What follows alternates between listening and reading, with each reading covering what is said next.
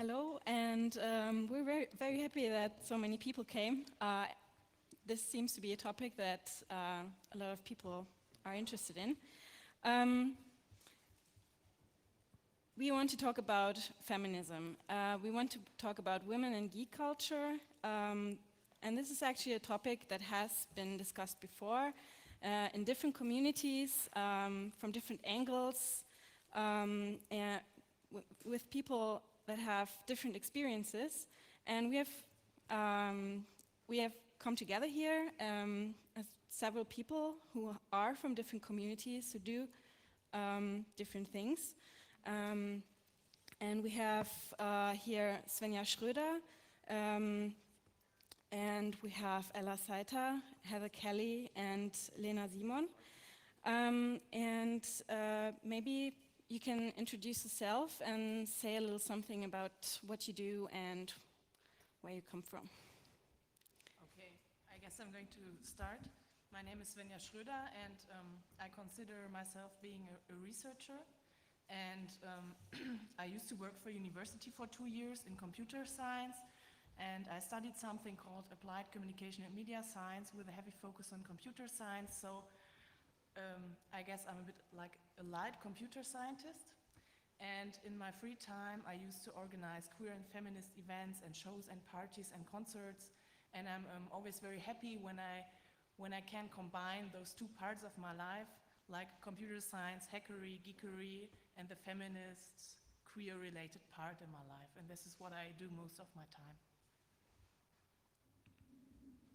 My name is Eleanor Saita. I've been a consultant for some 6 years now, and I also do design work and artwork of various kinds, kind of all over the map. I'm speaking here on privacy as well. I've also talked on architecture and the future of sex and all sorts of things. I'll make it all. Hey, you're taking it from me. Actually, is this working? No, okay, there we go. I'm Heather Kelly, and I'm a video game designer and media artist, based currently in Montreal, Canada, but I'm American. And I've been doing video game production and design for about 15 years, starting on projects for girls, but also many other AAA titles for all sorts of people. And for 7 years, I was chair and or co-chair of an organization for women in video game development. So that's the short version. Yeah, my name is Lena Simon. I study philosophy, politics, and German linguistics in Potsdam. And I'm a free software activist. And I'm also a member of the German Pirate Party and a member of the Föbot, which, for instance, organizes the Freedom Not Fear demonstrations in Berlin.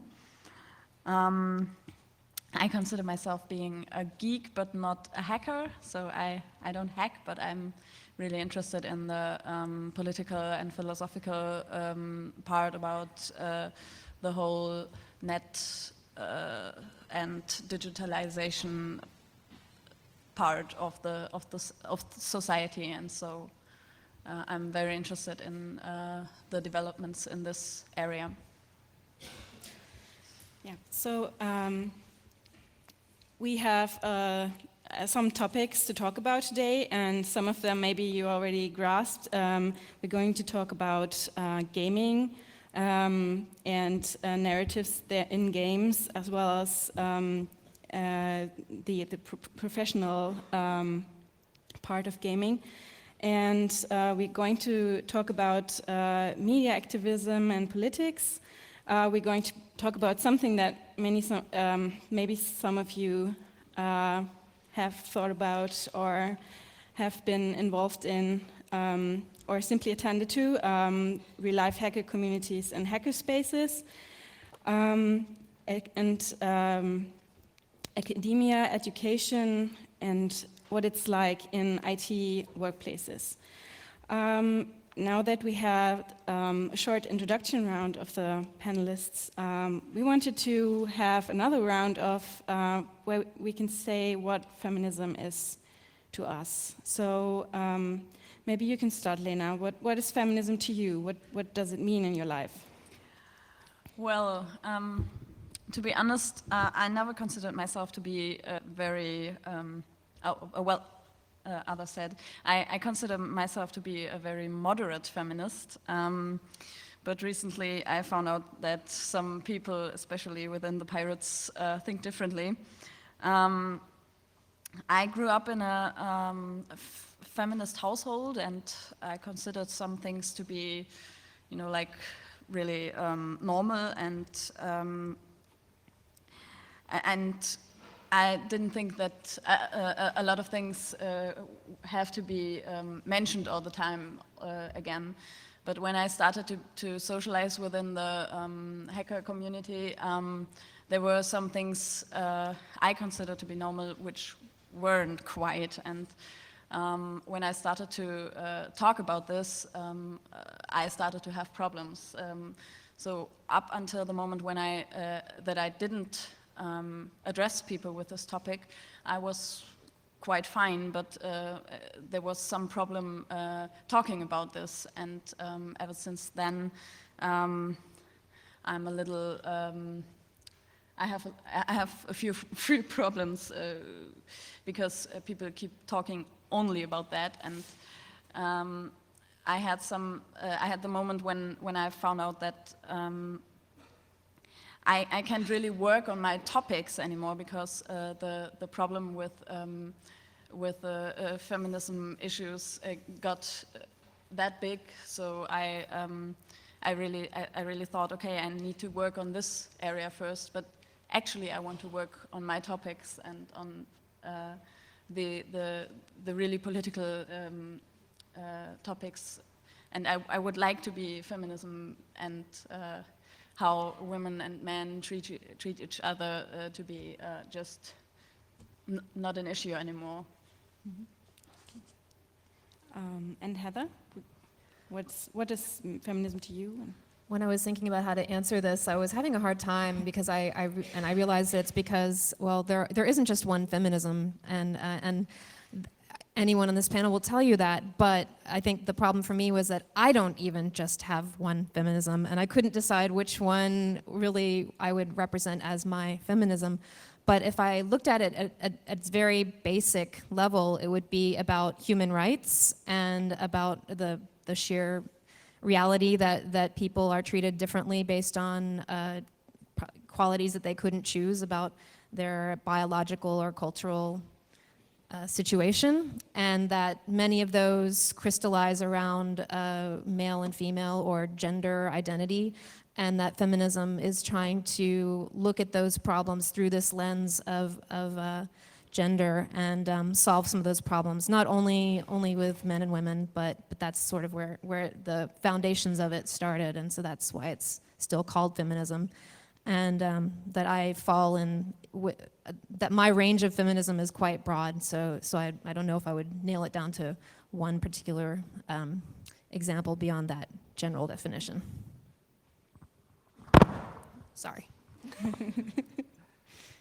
So I guess I became a feminist most strongly in college. I was doing a CS degree, and seeing how other women interacted with the faculty and the courses and stuff really kind of opened my eyes. I identify, to the extent that I want to put a name on it, as a radical feminist, not in the sense of being especially extreme, but in the political sense that says that the problems that feminism needs to address aren't simply about any specific issue. It's not about, oh, we need to achieve parity and some sort of representation in some specific place.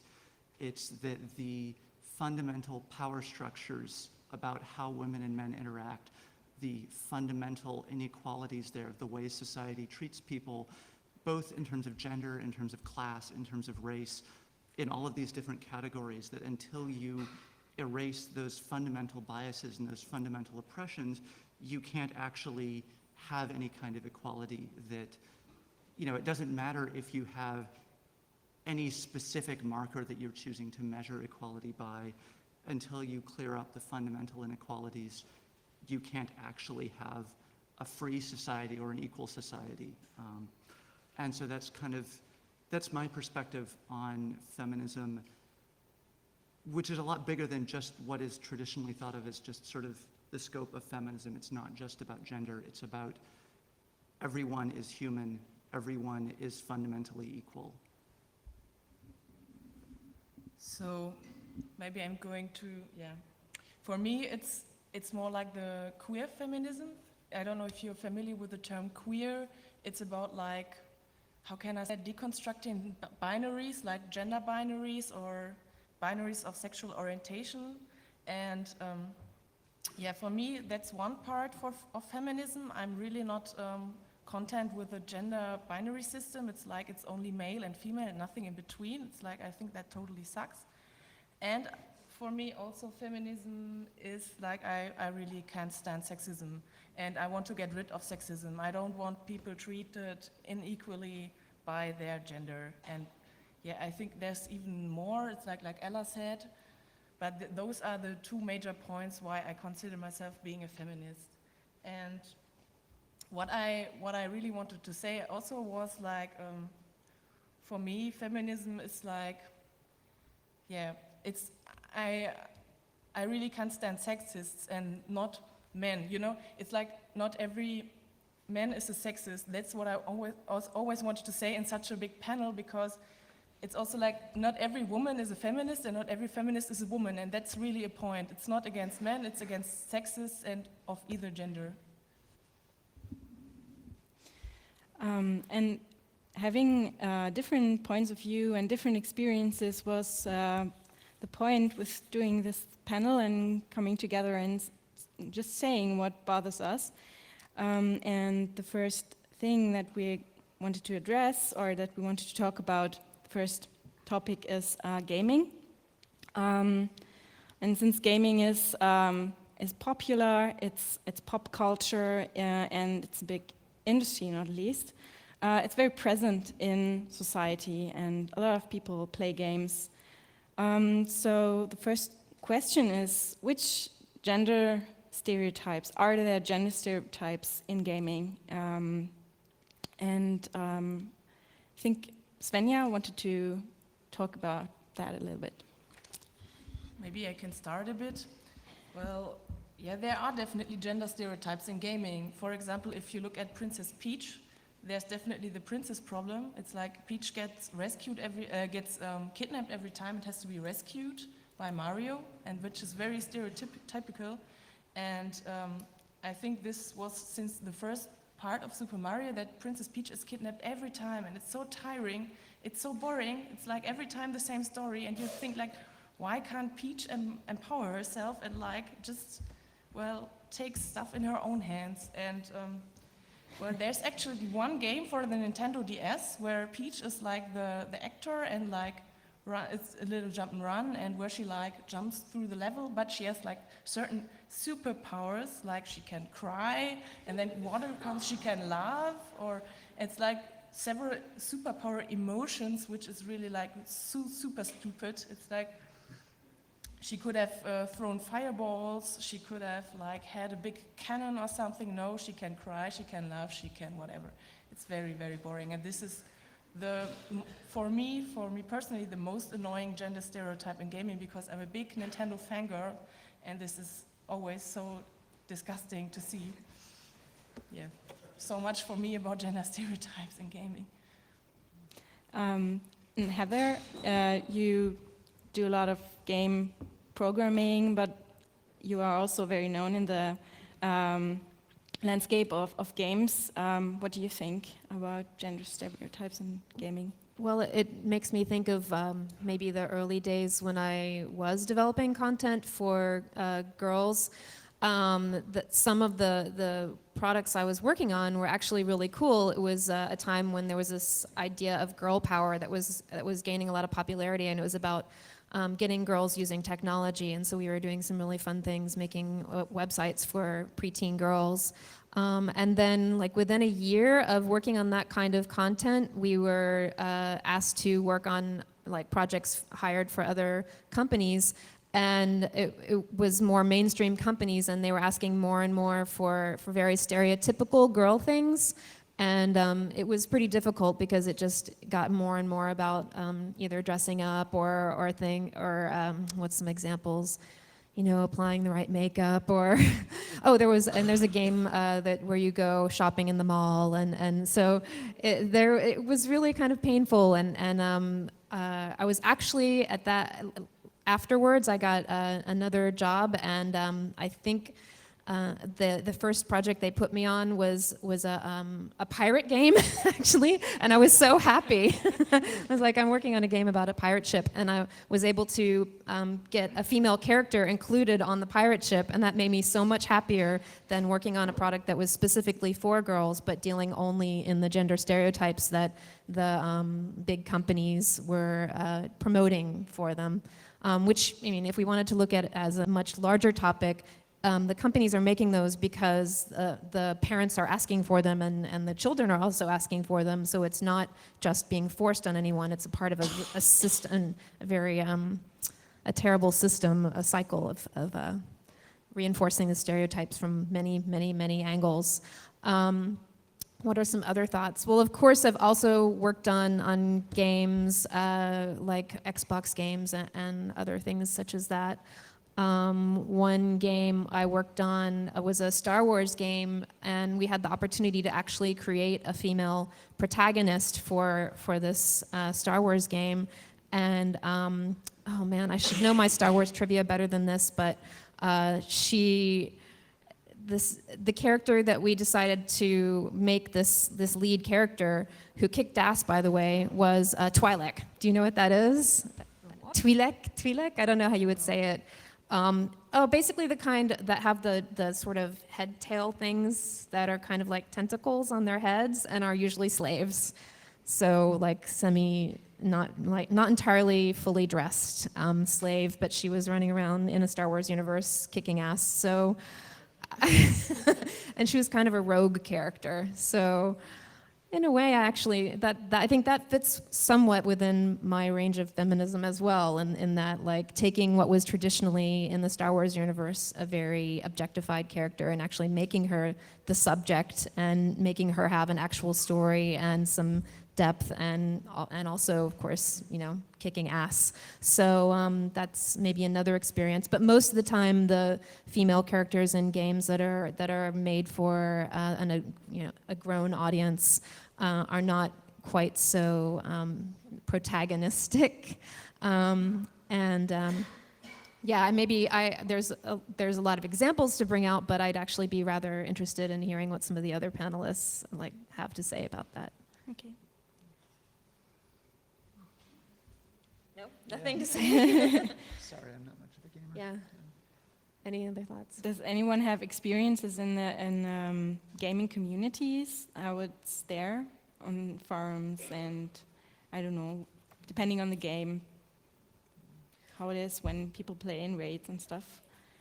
Well, one thing I could say is that coming from the perspective of someone who's developing them, we have a constant problem of much like the hacker community, not having quite enough women that are actually making these games. But what it leads to is the content itself is not reflecting the interests of a wider proportion of women because they aren't making it. So it's like this chicken and egg problem that we're always trying to get more women making games so that we could get more games that women would play. And until you have that content, not as many women are even seeing it as a possibility for them. And so you don't have them being interested in creating them. So we're constantly trying to solve that. So that's one thing we see in the games industry is that because we make content and make media, and that media has not the majority of it, but the majority that gets media attention is using these stereotypes. It's harder than, it makes our job harder to try to find more women getting into and staying in the creation of video games. So it's something I've been trying to work on for like literally over 10 years and haven't seen much improvement. So that's... Is the rise in mobile gaming and kind of less formal gaming changing any of that? Yes, I would say there's probably a lot more women. I don't have statistics, but anecdotally, I know a lot of women who are working in online games or mobile games or Facebook games, browser games. I don't know what the percentages are, but I would say they are better. So that is changing it somewhat, but it doesn't seem to change the overall the games that are still getting the attention and that are considered more high profile, the more AAA EA games or Ubisoft or other big budget games. There's not much carryover between the two countries? I'm not seeing that, and it's really pretty channelized. But maybe that's because those other games are really new, and you'll see more crossover as they mature. What we can see is that there are a lot more games for young women and young girls and women, especially for the Nintendo DS or the Wii, because those are gaming platforms which are very popular with families. And I think you can say that there are a lot more games for women and girls, especially teeny girls. But if you have a look at those games, this is really horrible, because it's like Pony Farm, How to Be a Princess, How to Be a Model. And okay, I have to admit, I'm a big fan of Cooking Mama. That's a game where you like cut stuff, cut food, and then cook it, and then you get like appreciated by Mama if you're good at cooking. But you cannot really say that this is like a feminist game. Maybe if you, not really, but I really like it, I have to admit that. But there are a lot of those games, and I don't know, maybe does... Well, is it the content, or is it how it's marketed? You know, is it that it's the expected to content. only be... Well, I think I would have really loved a pony game when I was younger, so I just can't say, well, it's only, like it was forced on me. No, I would have been ecstatically happy if there had been, in my childhood, some kind of game like that. But the fact that it's, if a boy was caught playing it, he would be considered, he'd be mocked, I suppose. But I know it happens, actually. It's just that they'll play the game in secret and not tell any of their friends that they're playing it. Maybe, who knows? Well, that's what I've heard, basically. So, but yeah, to me, it's more that the games are expecting a certain gendered behavior, not that they're available, but just that they're only considered to be for one or the other. Yes, but well, I'm also not I'm not the Pony Farm type, and I'm also not the princess type. But yeah, I always, what did I play as a child? I played Super Street Fighter and Super Mario and Sonic the Super Hedgehog. I don't know, all this stuff. But there wasn't really a figure which I could identify with. It's like I could never really identify. But we have to mention that there always also were like subversive video gaming characters, for example, from Metroid. How is she called? It's, what's her name? Can somebody help out? Somebody know the Metroid character, female character's name? Seamus. Seamus, yes. Yes. And most of the time you don't really notice that she's a woman and she's really invisible as a character, but still she is. I don't know. Sometimes you get the outer perspective and then you maybe see breasts. I don't know. I never played the 3D games. But yeah, maybe you know of other subversive video gaming female characters. I don't know. Well, there's at least one in Zelda, Legend of Zelda. Zelda herself is sometimes kind of subversive. Yes, she was a pirate. What are some other examples? Yeah. I don't know, maybe we can settle this later. You said something about the chicken and egg problem, and maybe part of chicken and egg problems is if we want to, or most people who want to pursue a profession or get more skilled at something, they have to go through education institutions. And that's something that we also wanted to talk about, how it is in in school and university with IT, computer science skills, and also the studies. But first we're starting with early on with school. And Lena, what do you think are women's or girls' experiences in school with coding, with math, with physics, engineering? Well, my time in school is now, my time in school is now over for, I think, 6 years, but that's quite close. And I see my sisters in school, how they work with computers and how they not really get interested in them a lot. And I myself, I found out about my interest about computers way after school, and that's a pity because I might have studied computer sciences if I found out about that earlier. When I was in 11th grade, my experience was that there was a course, computer sciences, and a bunch of the guys of our class decided to go there, and I asked what it was about and if it could be interesting for me, and the teacher asked me about my math grade, and he said, oh, if you have just a 3, you probably shouldn't go to computer sciences because it involves a lot of math and very complicated math. Later, when I studied philosophy and I needed to do very difficult logical tests, I found out it was not my logical ability that made my math grade bad, but just a lack of interest in math problems. But computer problems are a little more interesting to me, so maybe it could have interested me very much, and maybe it would have changed my choice of study topics. So that's really sad, and I'm a little frustrated about that because I think a school should show or should help you find out about your interests, and if you find teachers who like tell you not to do computer sciences because that's not really your thing, or that's really sad because a lot of the guys, they didn't really talk about their math grade. They just went to the course, and it just didn't occur to me that this could be something interesting for me. On the other hand, I arrived here in the geek area, and I kept asking myself why what it was that made me come here or show interest. And at some time, I remembered that my mother once dragged me to an internet course far outside of, very far away. And I was very confused at the time why we had to drive a long time to go to this internet course, because there were also classes nearby. But my mother later told me that this internet course was given by a woman.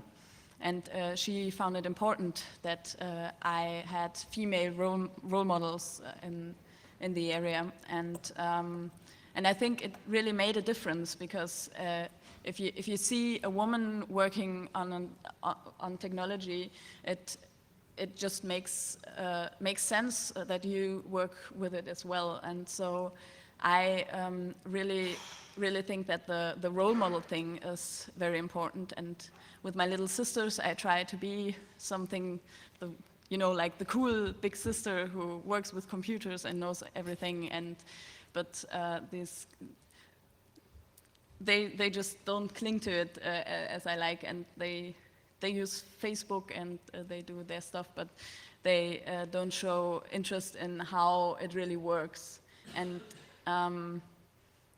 of course, it's also because their parents don't really encourage them to work on computers, but on the other hand, I think there should be much more happening in school than, you need to do this on your computer, or you need to do your homework on computer. And I think there's still very much to do in school and education. I think, Heather, you said something about that you would like to see more single-sex education in computer science, or? Yeah, speaking specifically of education, it's rather controversial, but I really believe in single-sex education, especially for women, and I wasn't really quite sure whether the same would be true for guys, and I was doing some research to get ready for the panel, and it turns out that it actually is also really good for boys to have a single-sex education in some cases.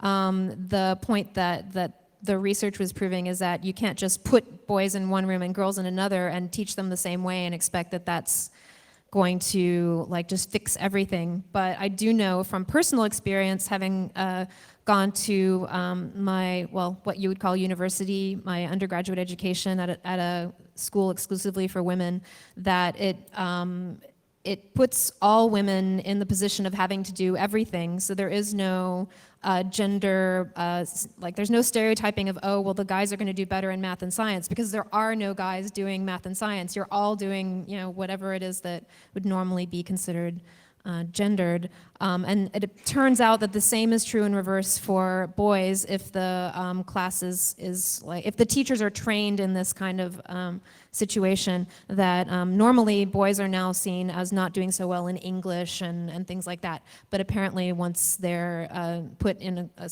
classroom where they're not seen, it's not seen as a bad thing to be able to do, to analyze a poem or something, then it will improve a lot.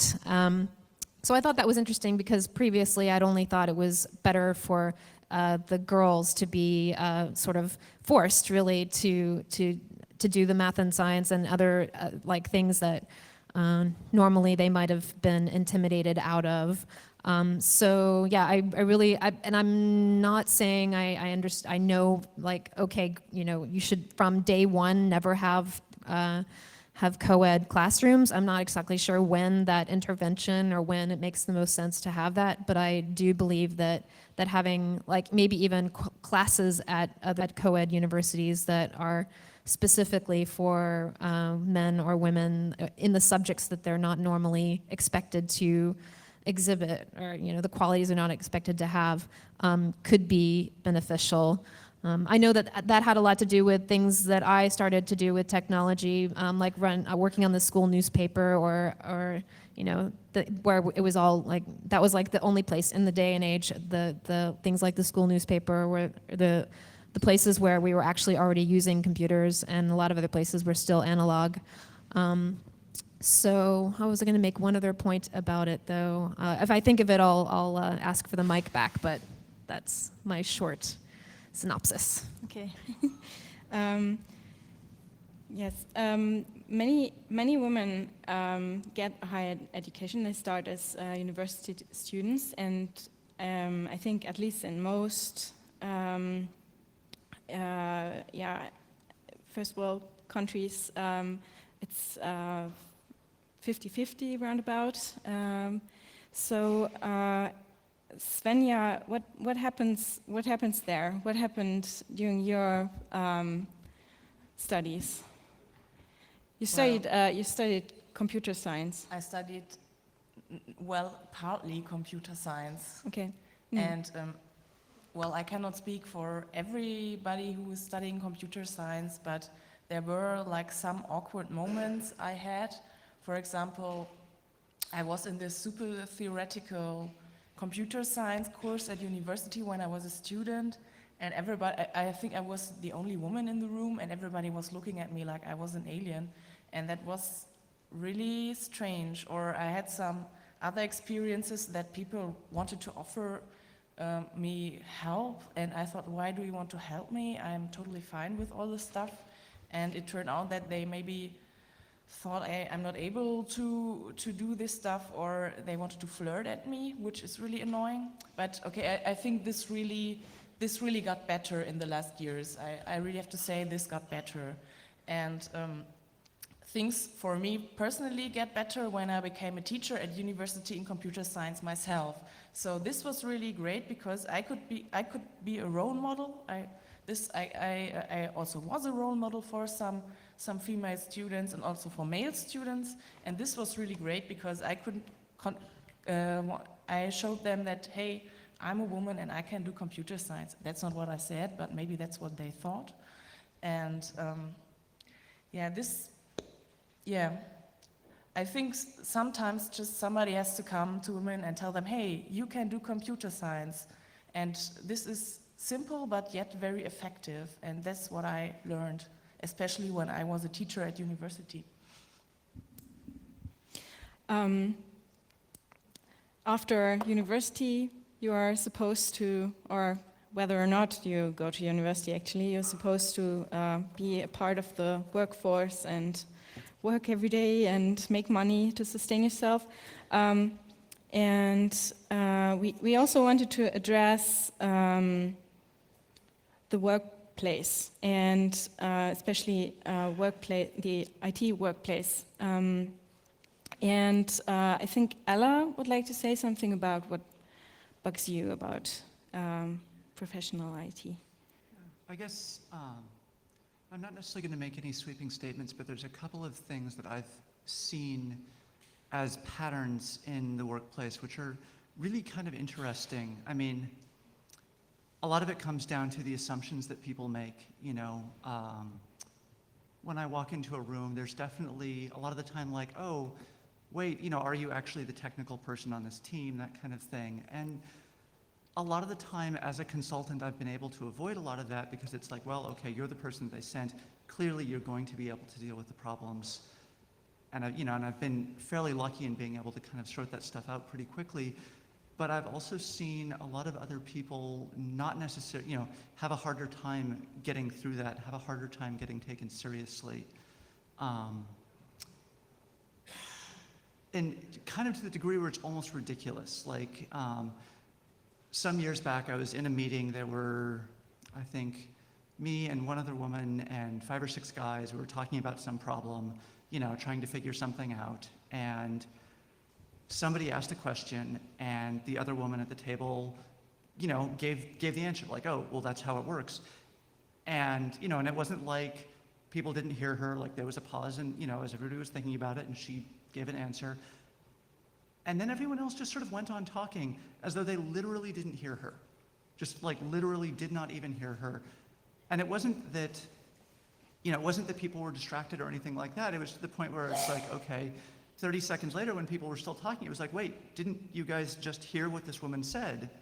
She just answered this question. And seeing stuff like that that's that blatant when you're paying attention to it, and this wasn't that, this was maybe 2006. This wasn't that long ago. This is not like, oh, back in the dark ages, that things are still that blatant is really kind of disturbing. Let's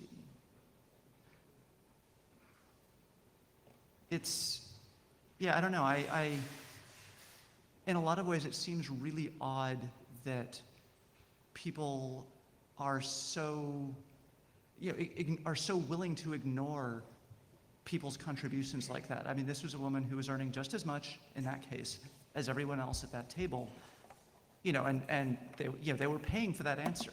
This is not, this is, why ignore that big chunk of the workforce? Some of the other patterns I've seen, a large number of the women I've seen who do well in security, who do well in that kind of IT, have ended up having to sort of suppress their identity as female in a certain kind of way in order to be taken seriously. That if you show up on a job site looking femme, you get ignored. So some people are aware of this, some people aren't. But I've seen a lot of women in the community end up having to shift to presenting more and more butch, just because if they don't, nobody pays attention to them, nobody notices.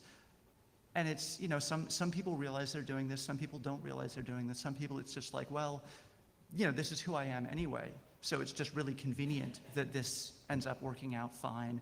Some people it's a much more intentional tactic. Some people either it's not really an option for them or they don't realize it's an option for them or they're not willing to. And I've seen a lot of people kind of pay the price for that in terms of getting ignored, getting passed over for positions, not getting hired when,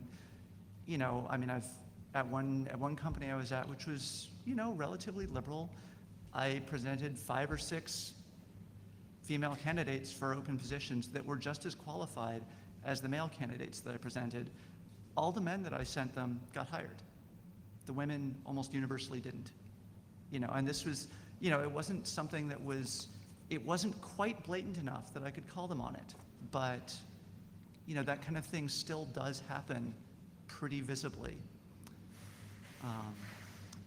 One of the other things which I think is interesting to look at there is the way that one of the areas where feminism isn't just about the status of women in the workforce. In technical culture, there tends to be one of the modes of interaction that I see a lot for problem solving is somebody will suggest, oh, maybe this is a solution. And then somebody else tears that solution down. It's like, no, this is all wrong. There's this problem and this problem and this problem. And then they're expected to like, well, maybe it's like this. And then the other person tears that down. And yes, this does, you know, this is a valid way of solving problems in some ways. But it's really combative. It takes a lot of energy. It's not necessarily the most efficient way of solving problems. And yet it seems to be this really dominant discourse in specifically male-dominated technical cultures. One of the things which has been really, really eye-opening for me is the times when I have been able to work with other women, which hasn't happened that often in security. And it's like, oh, well, suddenly there's this huge range of other ways of solving problems that is accessible, that we can actually say, okay, let's go do something, let's think about this in another style. And suddenly it's been like, oh, we're actually getting a lot more work done, because we're not pushing our egos around, because we're not, trying to, spending all of this time in this kind of social combat that's like, yeah, it's mostly about the problem, but there is ego that gets bound up into it and that kind of thing. This is kind of one of the ways where that sort of feminist culture, or that lack of integration with a feminist culture can, I think, actually hurt the technical community a lot, whether it's in academia or in the workplace or wherever. Mm-hmm. Lena, I think you wanted to react to that. I just wanted to add something to the education thing, which okay. I forgot before. Last year I visited kindergarten, so it's even earlier than school, where children were taught how to work with a computer first steps. And I asked the kindergarten teacher about if there was the behavior, if it was different between boys and girls. And she said, no, she isn't noticing anything. And I had a closer look on the thing, and I noticed that the girls, almost all the girls did as they were told and shared a computer, whereas the boys often had a computer on their own and didn't let other children work with them together. So the boys had more time on the computer, especially also because when the kindergarten teacher came and said, okay, we have to tidy up now the room and we have to clean up everything, come on and help. The girls stood up and helped, and the boys stayed on the computer as long as possible. So there was different behavior with the children, within the children, and also within the kindergarten teacher. They treated the children differently because they didn't tell the boys to share a computer when they saw that, or when that woman didn't do that, when she obviously saw that a boy is using a computer on his own when he wasn't supposed to. And they left the boys sitting at the computer when they already told all the children to go away there. So I think there still is a really visible difference, and there still is, and also within the youngest children. So I don't think that this is a problem which is going away within the next 2 or 3 decades. The next bigger topic we wanted to talk about was hackerspaces and politics and activism. And I think all the people that are sitting here, if I'm not wrong, many, at least most, have been to a hackerspace or have been involved in building one or running one.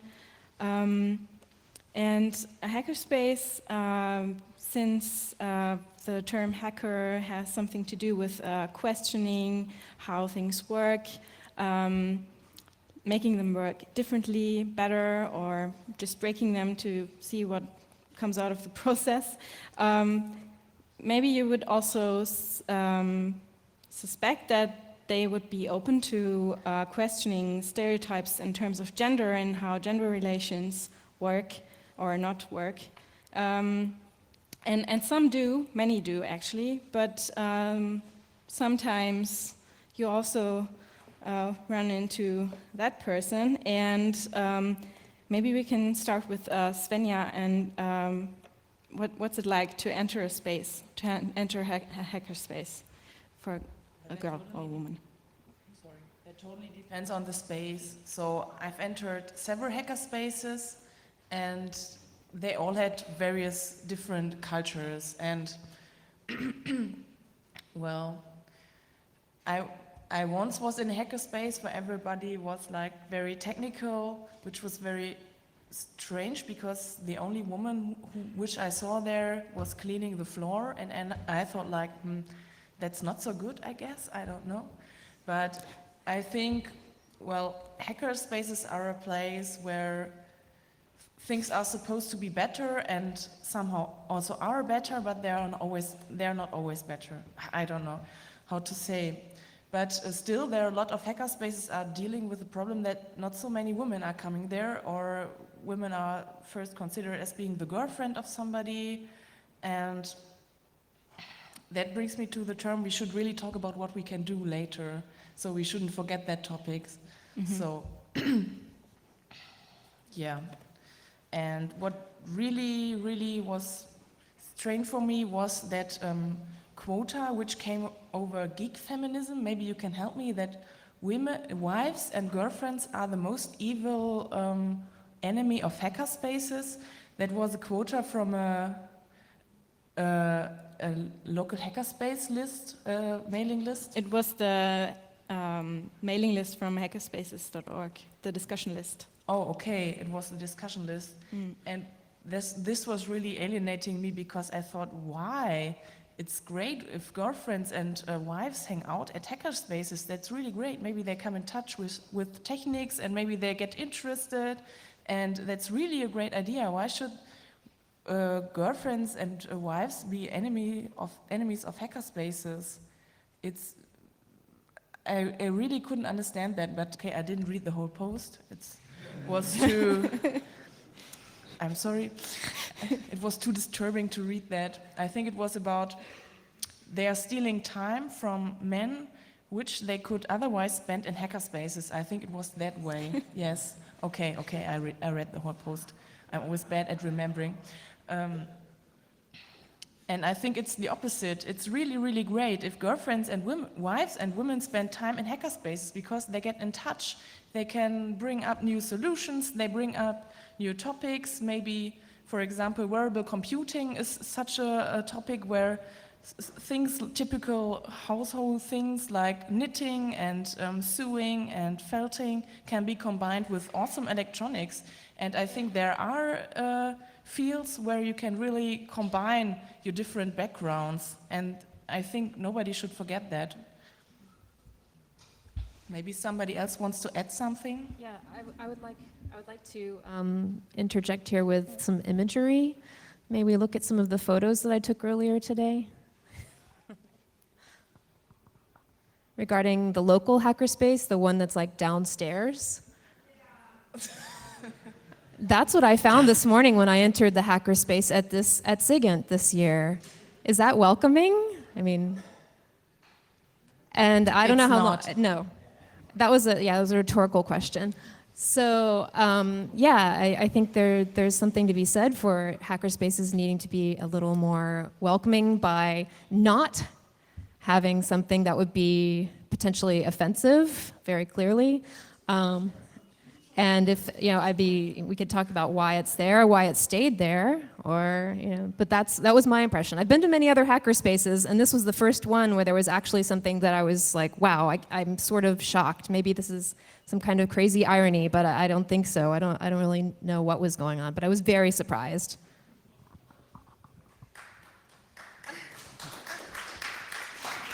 Half of the room is clapping, half of the room is not.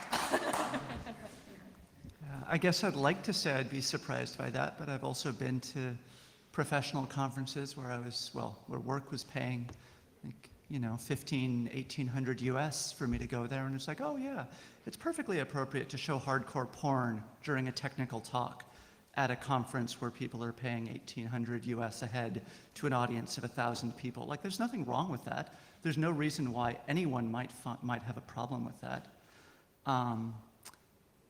I think that there are a lot of cases like this where it's like, okay, yeah, you may not have a problem with that, and that's fine that you don't have a problem with that, but you don't get to choose whether or not someone else has a problem with that. That if you want to claim that you want other people in that space and that you actually respect those other people as human beings, if they don't like something, you have to listen to it. And you don't have to listen to it and say, oh, well, I don't find it offensive for the reasons that they say they find it offensive, so they must be wrong. No, you have to actually respect that, yeah, they get to choose what they find offensive, and you get to choose, do you actually want to be inclusive? Do you actually care? Does it actually matter to you that you have a space that preserves this kind of equality? Do you want to, even if you don't care so much about the equality, if you have to be willing to say, okay, well, maybe I don't find that so offensive and I'd rather have it be up there. You have to accept that, yeah, that means you're being misogynist, like actively, that is, in the moment when you laugh at a joke that's misogynistic, that's what you're doing, that's who you're being. In a lot of ways, feminism isn't about big actions. It's not about big statements. It's about the everyday lived experience. It's about saying, standing up and saying, hey, that's not really right. Like, I think that might not be okay for everybody. That's not really being very welcoming. And it's not that you can't ever have raunchy humor, but yeah, you do have to say, oh yeah, this, if somebody's offended, you stop. You think about it.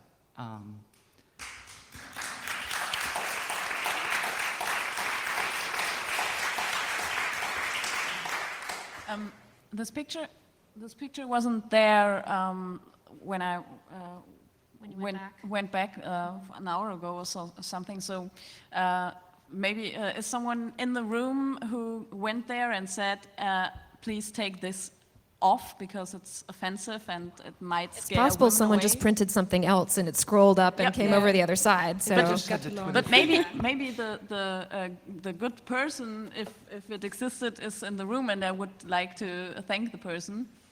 It doesn't seem that way, so. No, I think they started printing the Twitter feed to it and it just scrolled off, so there was no good person. But maybe we could take that down too now. Yeah. Like. no, she means faster.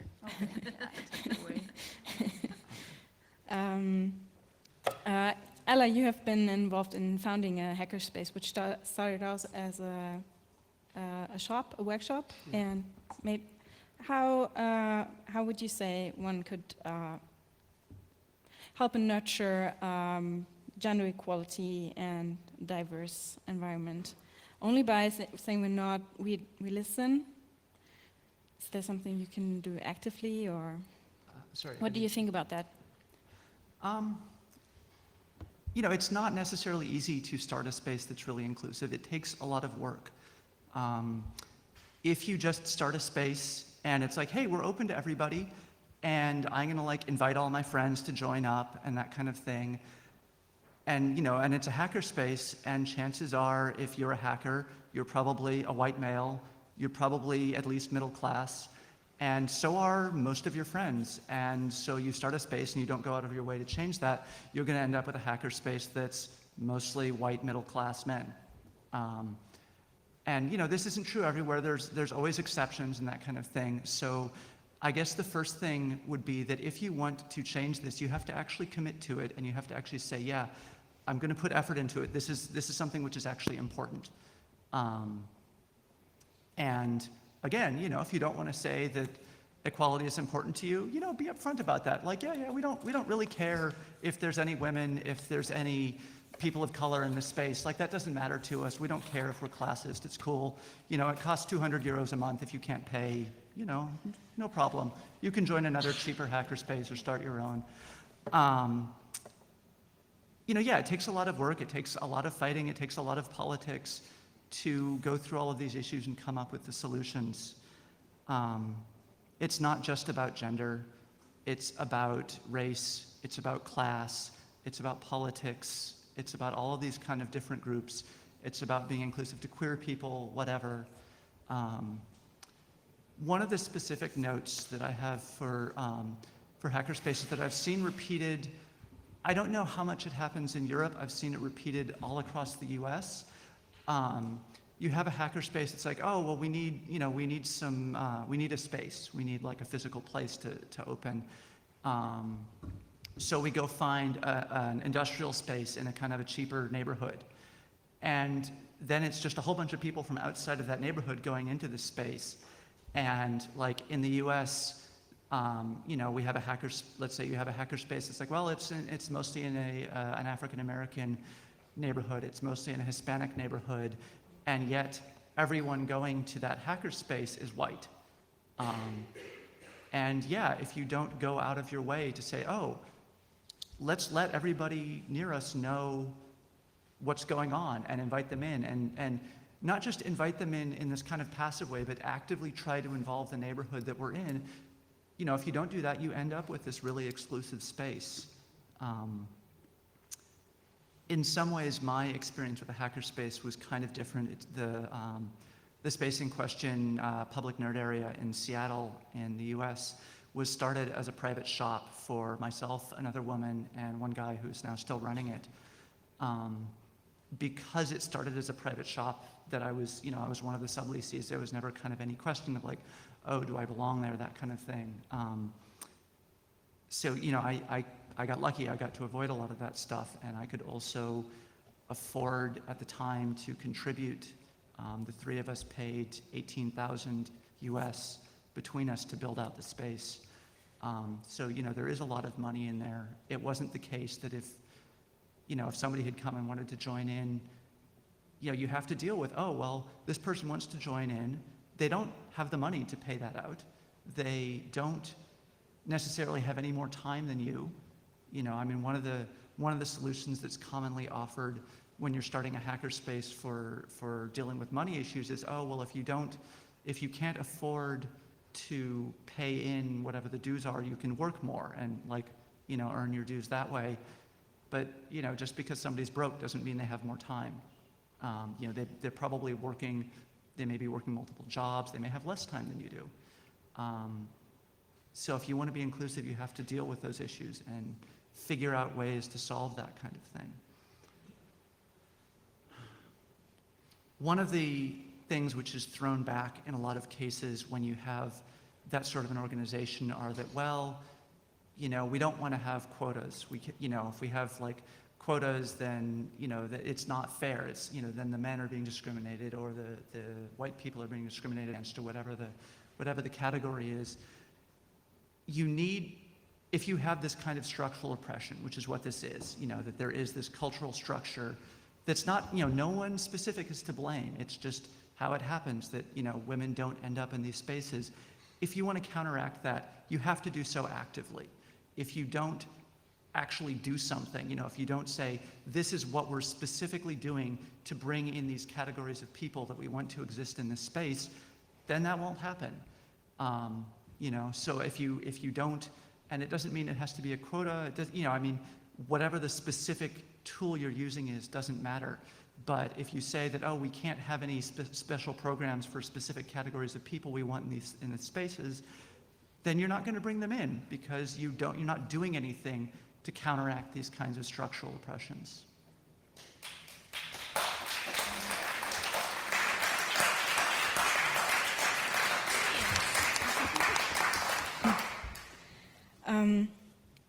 We want later on to talk more about what you can do to encourage people to come.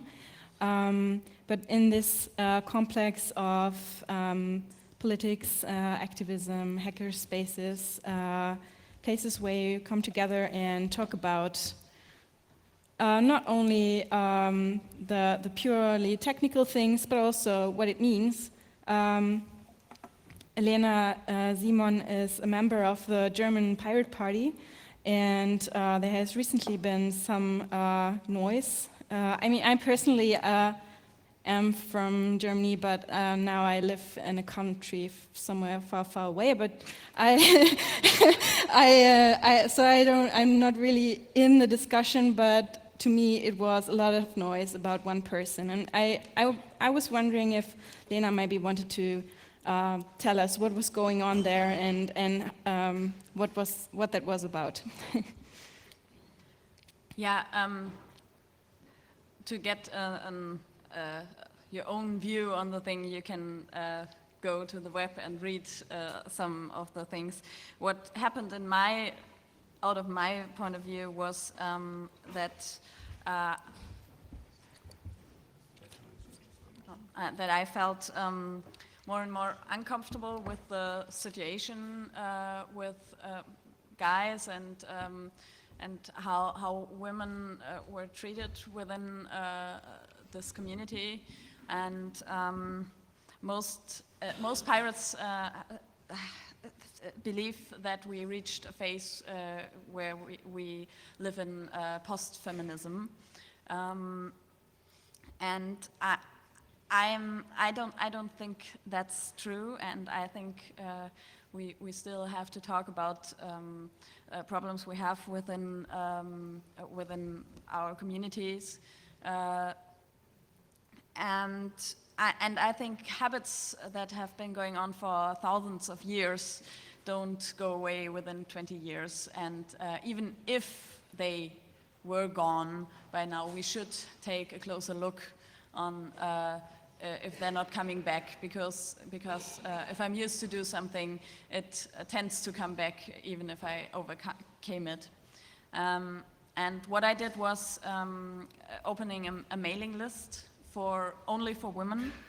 So my experience was that women talk differently if they are just on their own. What you said with the classes. And on some topics, I got a lot of women talk very, very differently in a only women group, and I don't know exactly why that is, but I guess if there's only guys and no women, they talk differently as well. So that's not necessarily a bad thing, but still there's some things women don't tell each other in a mixed group. So and I just didn't want to lose for the pirates. I didn't want to lose women who feel uncomfortable and didn't have a place where to tell about that. And I myself was in exactly this situation, that I thought about leaving the pirate party because I felt uncomfortable, and I thought about women I could talk to about that, and every time I addressed a woman to tell her about how my situation was, she started to discuss with me about post-feminism and how we are post-gender, and I didn't need a political discussion at the time. I needed someone to talk to about my my problems, and so what I'm criticized for is that I didn't talk to any woman before I did what I did, but actually I tried to, but I didn't find anyone. So I thought, okay, we need an address where women can go to and can talk about if they have problems. If there are no problems, we still need this place just in case. And so I founded this mailing list, and it's women only, and this had a lot of critiques because it is said to be not transparent, which I don't think does anything to do with each other, because if I have only one person and I talk to her or in confident situation, it's not transparent either, so what the heck. And I was said to be sexist and discriminating against men and all of this. So yeah, that's actually what happened, and I got quite famous within the Pirate Party, which I didn't really expect, because all I did was opening a mailing list, and this happens thousands of times every day in the web. And it was a private mailing list. It was nothing that said, okay, this is officially by the Pirate Party or something like that. And yeah, last week I confronted myself with the criticism out of the members of the Pirate Party when I oh God, when I was trying to be elected as one of the leaders. Mainly, You ran for election. I ran for election, right? Mainly because there was not one other woman running for election, and I was a little shocked by this, and then people said, okay, we want to vote for the women, but they are not applying, so what should we do? And then I said, okay, well, let's try it. And the problem I see is that at the time when the guys were talking and could be asked questions, not one of the women got up, except for me and my friend, to ask any question. And when I stood there, 50% of the questionnaires were women, and those were the most aggressive questions, and the most the questions like, can you deal with it because you study, and can you cope with the time? And I was thinking, like, okay, there was a father with 4 children, and no one asked him if he has the time to cope with family and Pirate Party, but I with studying, that should be a time issue or something like that. Or another question was if I was able to look at the male side, which I'm not scared that the male side is getting too short, is not getting enough attention within the Pirate Party. So that was really interesting, because these questions mainly came from women themselves, and I'm trying to figure out what's that all about. But that's basically what happened within the discussion. But also what happened was that a lot of guys came to me and said, I think it's a great thing what you're doing, and keep on going, and don't let them push you down. And or guys who said, okay, I didn't really get what you wanted, but it sounds like you have a reason, so please explain it to me. And so what's important for me to say is that the guys in the Pirate Party are not all misogynic, but I think most of them don't get yet what's it about to be a woman in such to be such a minority as a woman in such a place. And a lot of the guys are very interested in finding out how to make the situation better. Okay, so we were asked from different people. If we could provide any tips, any hints as how to be more welcoming or how to encourage women to get into male-dominated areas like hackerspaces, like open source communities. And I think that what we want to show is not new, but it's something that we could agree on, and maybe showing it to you just explains it once more or a little better. I don't know. Can you get the side up? Which one? The encouraging women in Linux. The do's and don'ts, or the... Yep. Maybe a little smaller. It's really huge. How do I make it smaller? Control and minus. Ja, wo ist das Minus? I think that's better. My favorite is don't call people bitches. I really like this site because it has the do's and the don'ts, and it explains it as well. So, yeah. Does anyone want to play? My favorite one is don't take the keyboard away. Or the soldering iron, for that matter.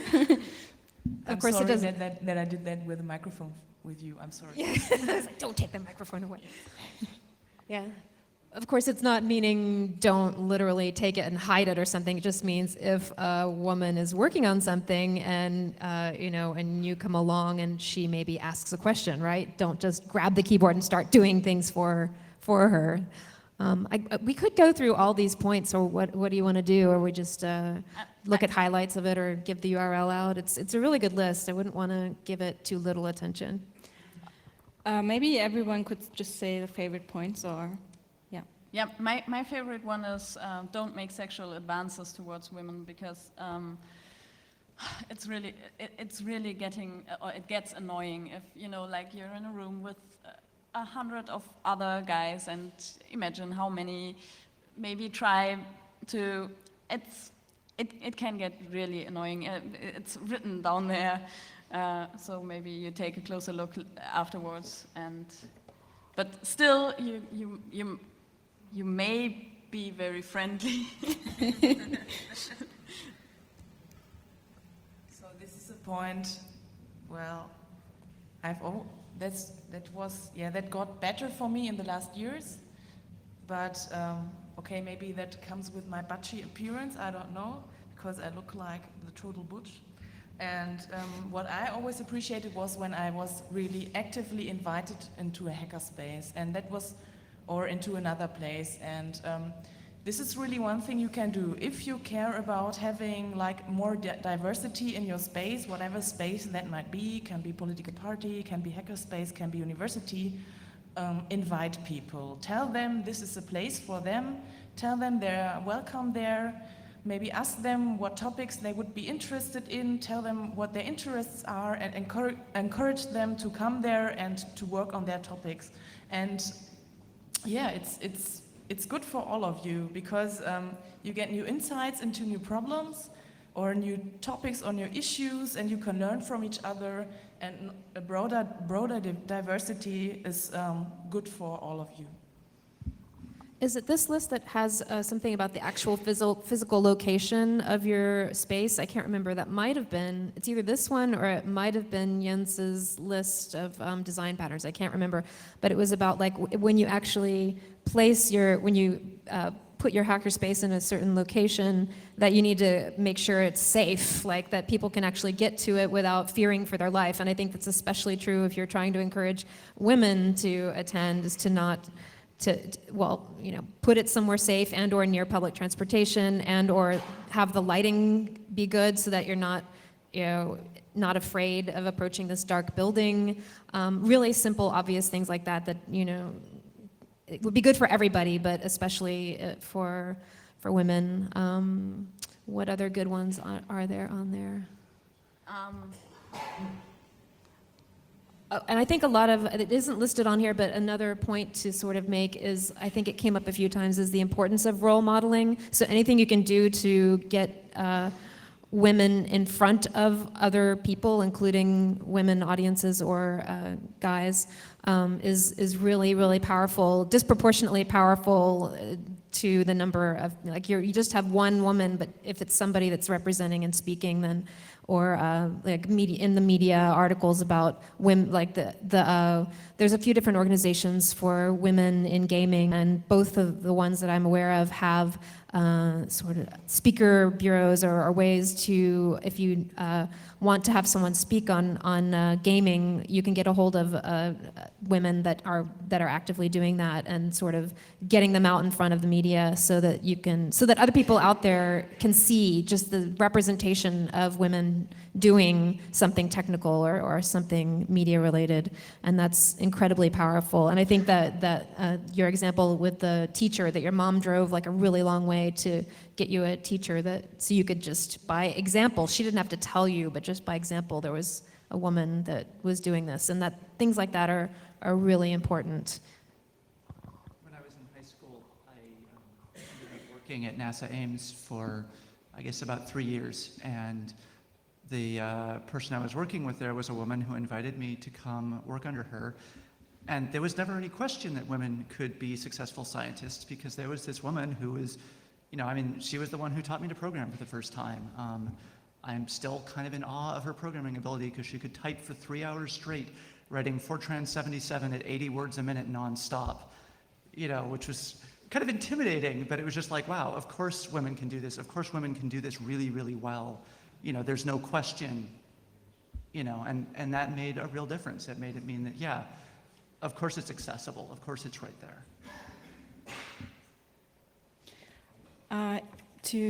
For closing, we wanted to show some initiatives or websites where you can learn more. And I wanted to start with geekfeminism.org. It's a blog and it's a wiki, which is run by many bloggers and geek feminists. It's in English, and they take up topics, different ones, but also how can you help women in different situations, and how it's about a really big selection of topics, and the comment sections are really interesting and very well moderated, which is not the least point if you read about this topic. There's always the trolls, and yeah.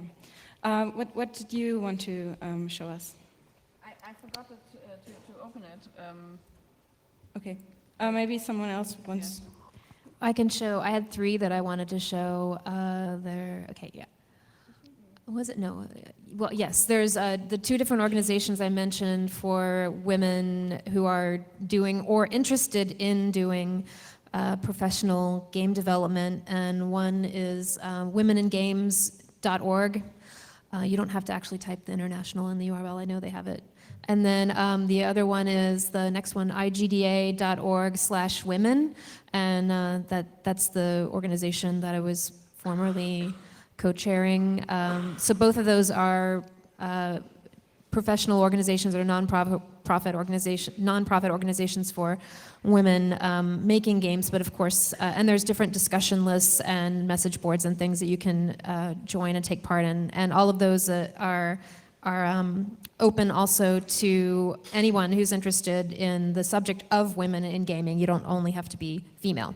And then an online magazine called womengamers.com that is a little more from the perspective of game players, but they also often, in fact, like the top story right now is a subject about, there was an article in one of the mainstream video game professional publications called Gamma Sutra, and it was a top 50 developers for the last year or something like that, and people that had done projects recently, and there wasn't a single female in the entire list, and so there was kind of an uproar over that.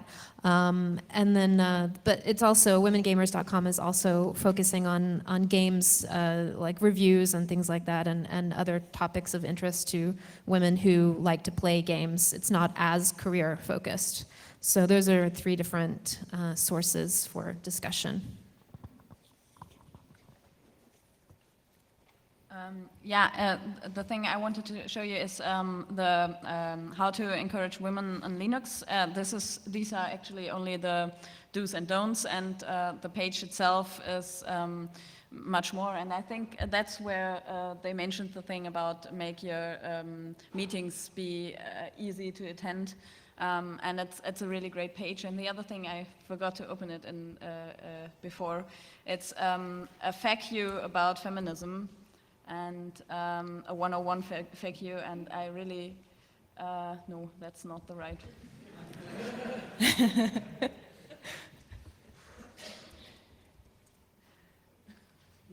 And it's really nice because you can go there to, here it is. You can go there either to find out things for yourself, or you can send people there. They actually say that, and there's the place where they ask, are you already a feminist and you're just looking for input? Then you can read this, and or were you sent here by a feminist? And the what's behind that is what's behind every FAQ, that if you're talking about a topic and a newbie comes along and doesn't know heck about it, and asks questions you have been answering thousands of times, then it gets really annoying to keep answering to these questions. So you say, oh, please go and read the FAQ. And and with feminist discussions, this happens really, really often. And so they started to form a FAQ on feminist questions, so that if someone comes along and asks a question which has been answered 1 million of times, they can just say, okay, go there and read the FAQ, and you get a lot of input. And I think it's a really nice place or page to start, and to get some informations and to get some first ideas.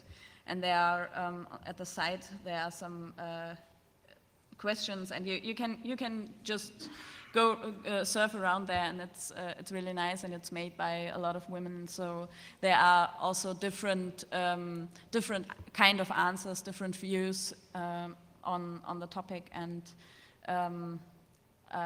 it's really worth the time and worth the look. And is this the time to promote my? Yes. Yeah, of course. I put some flyers on the chairs as well, but if you didn't get one, you can get some here. If you like to get involved a little more, in 2 weeks we are having this seminar meeting in Hattingen, which is called Frauen im Net, and there's some places free left, so if you want to come and take part, it's going to be very interesting, I think. And here are the flyers, and the webpage is frauenim.net. Ella wanted to add something. A couple of things I wanted to mention. Linux Chicks, that's Chicks, CHIX.org, is an international organization of women involved in the Linux community, which they run discussion lists, they do have things specifically for getting women involved in Linux, but it's also just, it's a technical community, it's a lot of things. It's a great resource to know about. And then the other thing that I wanted to mention, just kind of as a more general resource, it's somewhat US-centric, but feministing.com has a lot of general news, discussion, all sorts of things. So that's another good site to check out. I can only add the German Gender Planet. Maybe you can open it, but you have to Google it. I don't know. It's not genderplanet.de, it's something else. And this is a planet which aggregates a lot of feeds from German blogs and feminist news. And if you are interested, yes, no, not this one. It's the third one. Yes, and it's in the gender wiki. Unfortunately, it's only just German. But maybe for those of you who appreciate more to read in German, this is maybe for you. Oh no. Okay, you have to Google it. It's called Gender Planet. No, it's not this. It's okay. But if you come to a site which aggregates German feminist news, it's the Gender Planet. And what I wanted to add is I wanted to thank you, the organizers from the SIGINT, to be so interested in our panel and to give us the space to talk to you in this great place. I really wanted to thank the organizers. Thank you from all of us.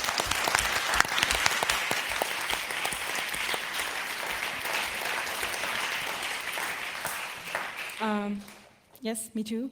I think we're ready for the Q&A or questions.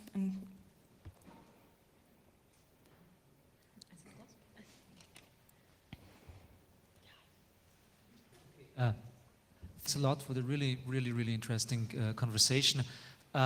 First of all, I'm a male and I should shut up here, I guess. Really, in fact, I believe that most of the problems we have, especially in geek culture, is that people don't listen to other people. They just want to talk all the time.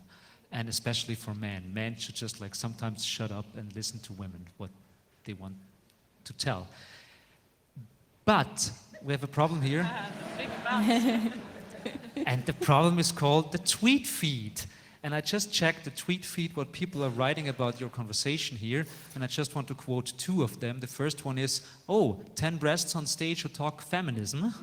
And another one, it's actually my favorite one, it's, frigid women who don't understand art, that's the real problem in society. And I mean, there are people sitting here writing that bullshit. And I was actually trying to, but I really have to mention that, and if you're still here, I mean, what the fuck? Okay.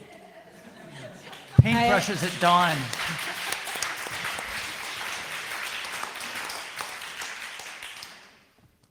Does someone want to react to that, or? No. I'm Sorry. assuming that. So I read the tweet about 10 breasts talking about feminism too, and I thought, well, maybe there's some guy trying to objectify women, but then I found out, no, that's probably not the case. It's just someone who's really not that well educated, and maybe they believe that women actually talk with their breasts. So SIGINT, of course, wants to be open to all kinds of people, even the not that much educated ones, so welcome.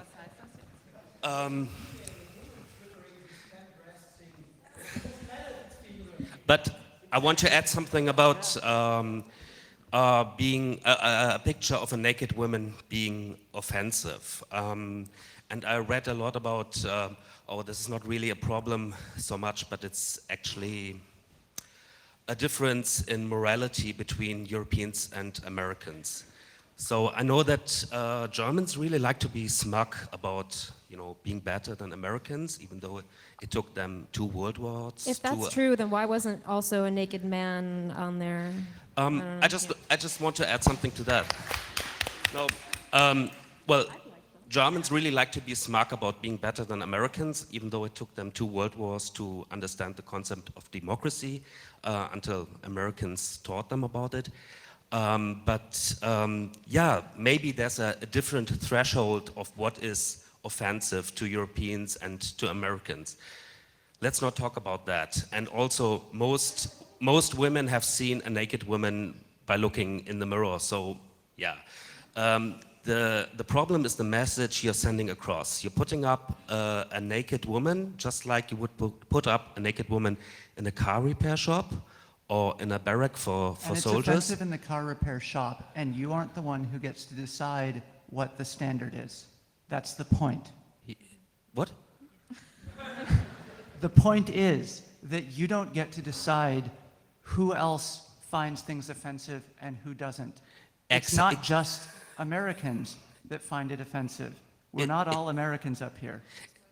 And there's other people, there's plenty of other, I mean, we're the ones who are saying this on stage. Yes. You know, there are plenty of other people who aren't on stage, who don't have the microphone in front of them right now, who may also be offended. They don't have the opportunity to speak. You know, you don't hear from them. That doesn't mean that they're not also offended. You know, if they don't have the social capital to say anything, to make any change, you know, at a certain point you stop trying to say anything, because at a certain point you're just beating your head against the wall. But that doesn't mean that they're not still offended. And a lot of the time, instead of saying something, they just leave. Exactly, I agree with you totally, and maybe I may just finish the sentence that I started.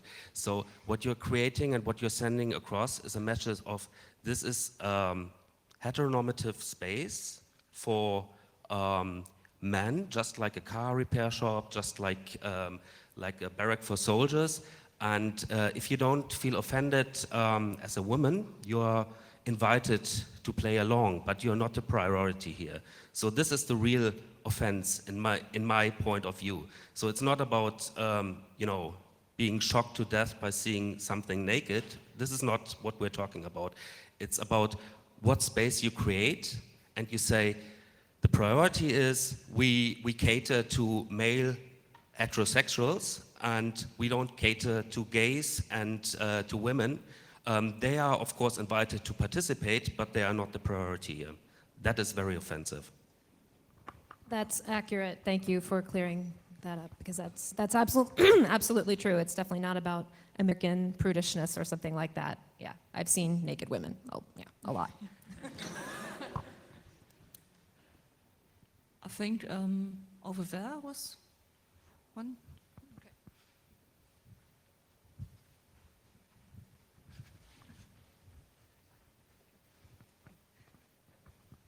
Thank you for the talk.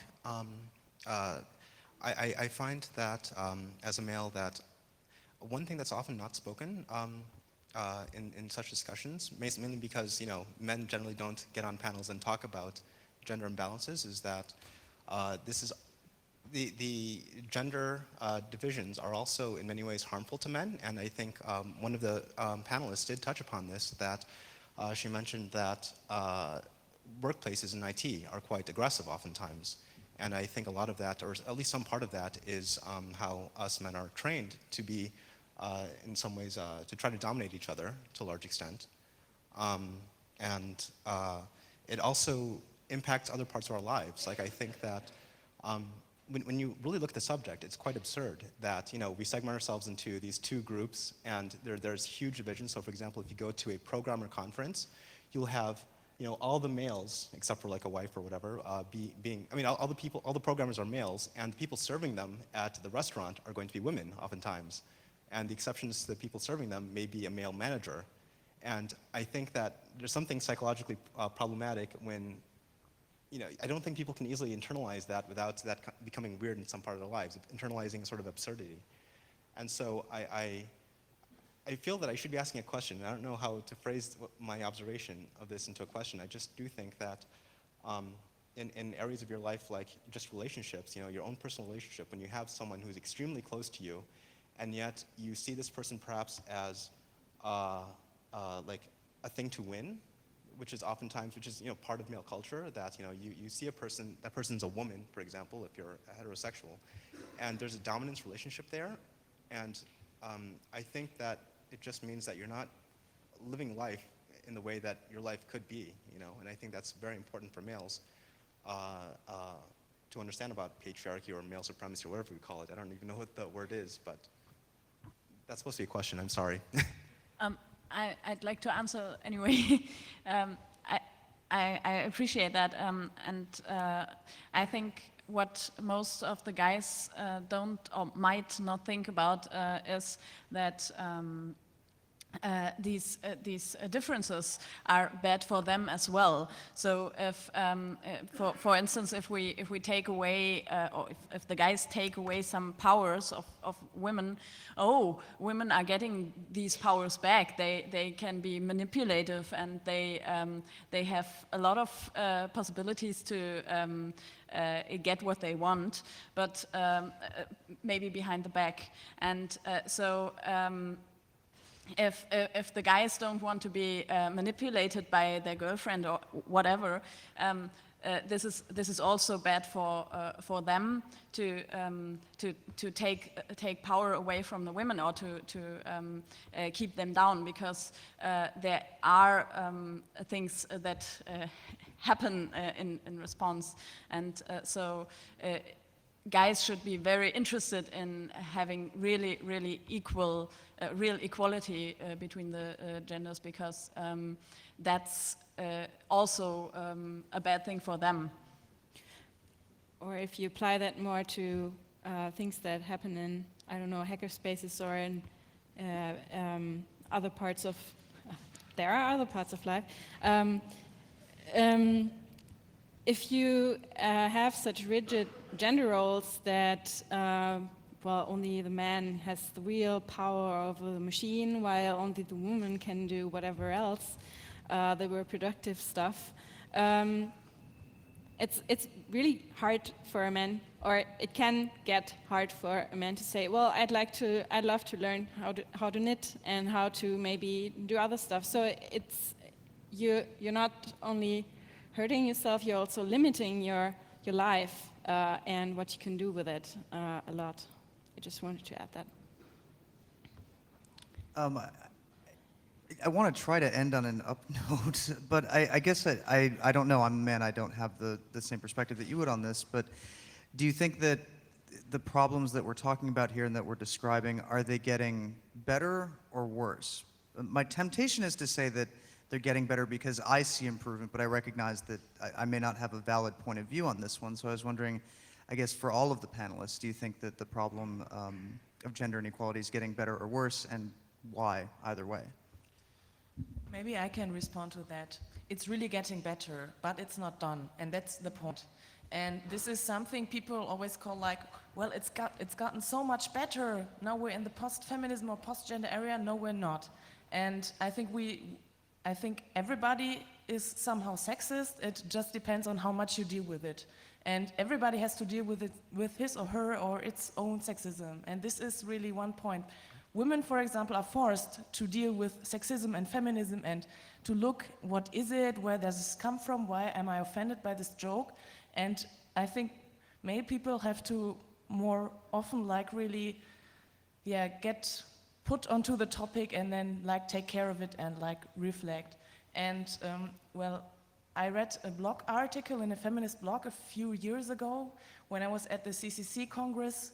I think there were so many bad flirting attacks at me. It was really annoying that I was so angry that I wrote this angry blog post, and it really got better the last years. But because the people who are organizing conferences take care of involving women, which I really appreciate, and this is really a point. But we still have to have a look at that the topic is not gone or overgone, it's still there. Maybe somebody else wants to add something, I don't know. Yeah, I think in society in general, there's a new. It's gotten kind of a new phase, because the old feminist movement. Okay, we achieved a lot, and so that's done. And I think there's some inequalities or some problems coming back.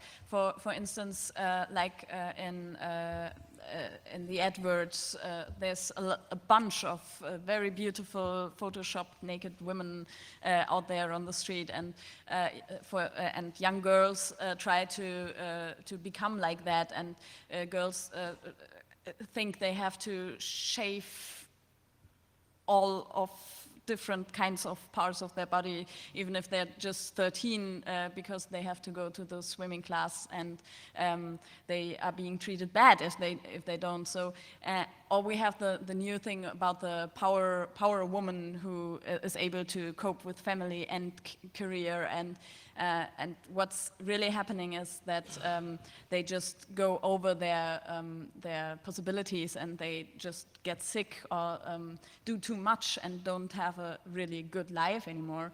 So I think as well that it's getting better, but it's being a little back and forth, because at the moment we start to say, okay, it's getting better now, so we can look the other way, and we don't talk about it anymore. It starts coming back, and I think that's why it's really important to keep looking there, and to be patient and about it, because it's really coming back. And so, but within the computer techie area, I think it's getting better as well. But maybe that's because I'm at the moment at a CCC event where it is better than last week. But I think it's getting better. I guess my comment there would be that women still earn in most countries, having controlled for social class, education, and race, 75 cents on the dollar to what men earn, and that with the economic downturn, those numbers have gotten worse. And there hasn't been a big shift there since 1970. And yes, there are definitely places where things have gotten better, but until there's parity there, until things like reproductive rights are not questioned, are not attacked, we can't say that there can be no, oh, we've arrived, and that won't happen in any stable, sustainable way until there has been fundamental change, until the fundamental power structures that cause those kinds of inequalities are gone. Okay, I just quickly wanted to pass on the compliment for the audience. You've been very civilized. Okay, first one observation.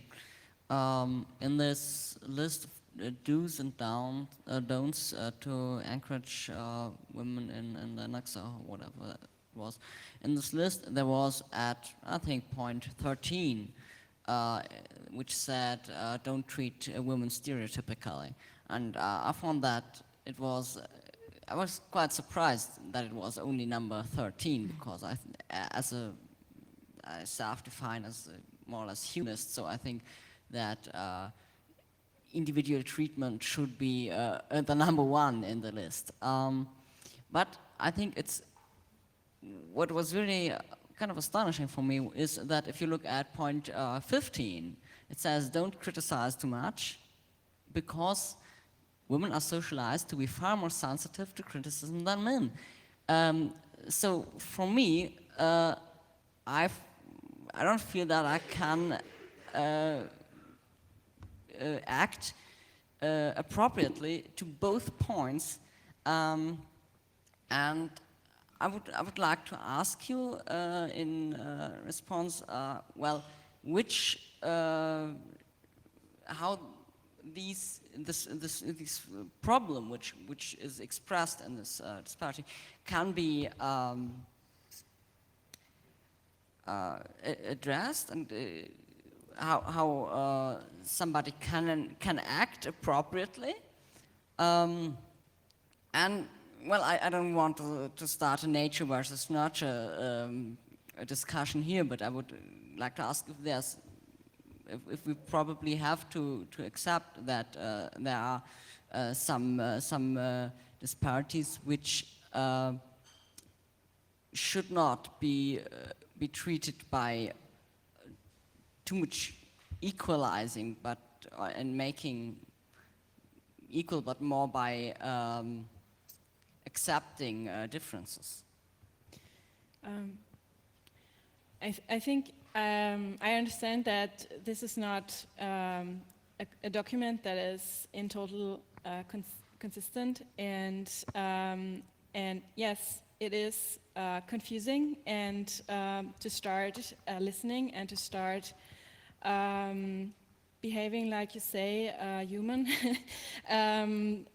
with a distance to all these stereotypes that we face and that we have been brought up with. But if in doubt, ask and listen, and you basically have to try to be welcoming, as we said before, and I think that's my take on it. Anyone wants to add something? Or? So, I mean, ignore the stereotypes there. Don't criticize anybody overly, you know. Actually think about what you're saying. Be kind to people. You know, try doing that for everyone. Don't just do it to women, and maybe that'll work better. You know, I mean, it doesn't have to be about the stereotype. It's about just like, you know, don't attack people when you don't need to. You know, try to just be nice to people and be friendly, and see what happens. I don't think you don't have to be treating someone according to stereotypes to be kind to them and be human to them and realize, oh yeah, I could criticize them and it may be valid criticism, but if it's not going to be productive, why bother saying it? And I think that's a big part of what that's saying is just, you know, be a decent person to everyone. I've been having trouble recently when I tried to get some female friends, very intelligent and successful women, try to get them interested in the kind of topics that were of this conference. And well, I just didn't. Even last night I failed completely with somebody I really like, and I didn't expect that. So I wanted to know whether you had maybe any suggestions how this could be more effective. Yeah, that's a really, really good question, and I'm confronted with that all of the time, because I think it is really, really important that women contribute more, and most of my friends are female friends are like, oh, I'm not interested in that, and they are really political, they are really intelligent and or philosophical, and it bugs me that I can't tell them how really important that is, this issue is, this topic is. And that's part of the reason why I did this networking thing, to get more women involved in net politics, and to show them how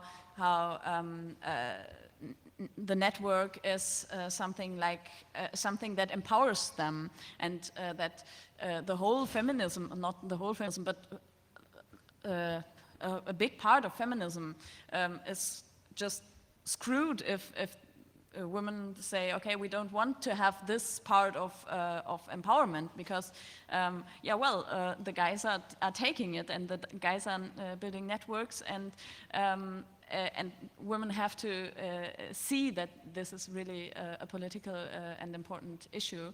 And I was really, really happy when I was successful to convince my very feminist sister, who is political as well, in February, that it's really an important issue, and because I failed for several years trying to convince her, and that's part of what we are trying to find out in the seminar, how to encourage women, and that's why we also invite women who don't have anything to do with this topic yet, to try to get them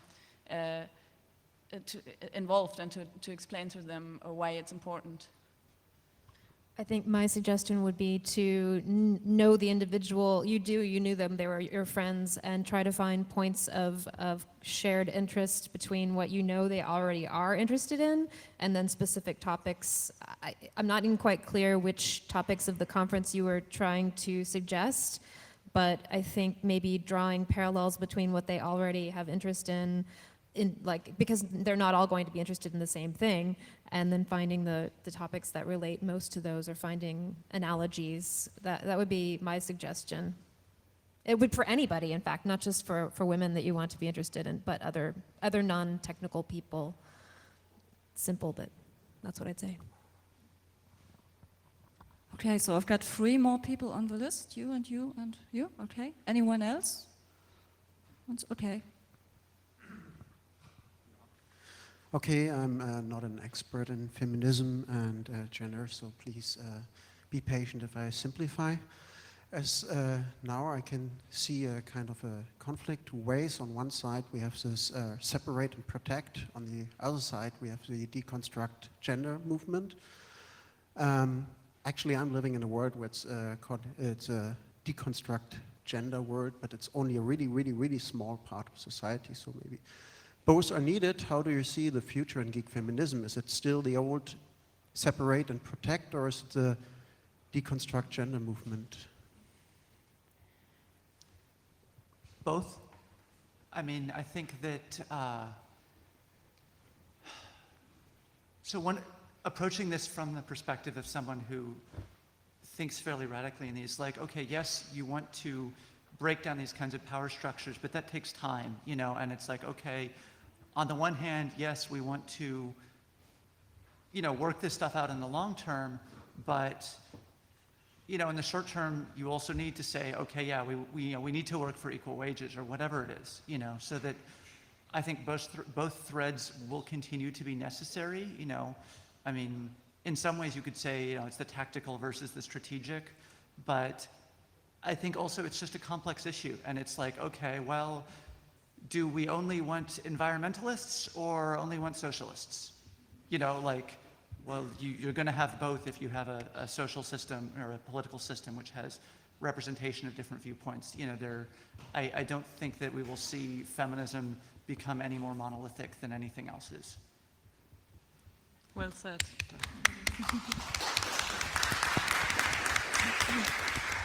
So, I was asked over Twitter that I should explain heteronormativity, and yeah, so I don't know if anybody of you is familiar with the term heteronormativity. It basically says that there's a norm when it comes to like privileged persons or like person groups, and the norm definitely is like the male, middle class, white, heterosexual man, and everything which like is not in this norm is like underprivileged or like treated as the other. And so we're all speaking here about like women and men, and I would have loved to speak more about sexist and feminist or something like that. It's like Ella said, you have to do both. It's you can speak about men and women, but it's at some points it's difficult and not good to speak in that way.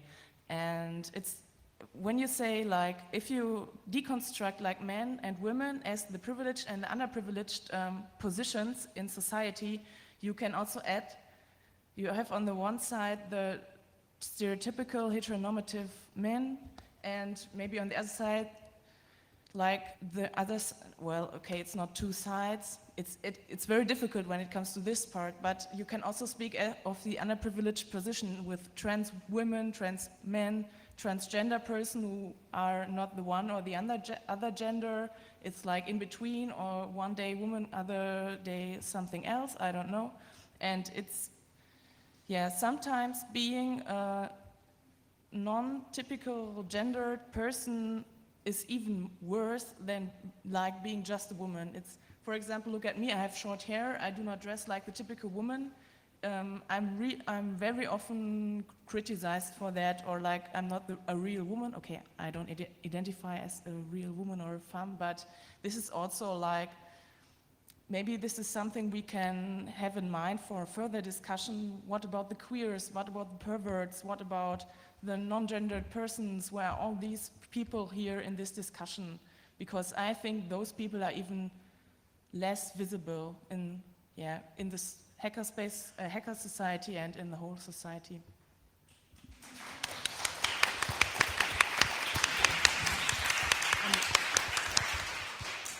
As long as we're answering Twitter questions, I have one too. Someone said I didn't say that I was being criticized by the Pirate Party for being a feminist, but for how I did what I did. And I'm being criticized for publishing openly in public that I'm opening this mailing list. In this press release, which I gave out in my own name, I wrote that the Pirate Party is not misogynic and that we are working on this topic, and that my approach shows that.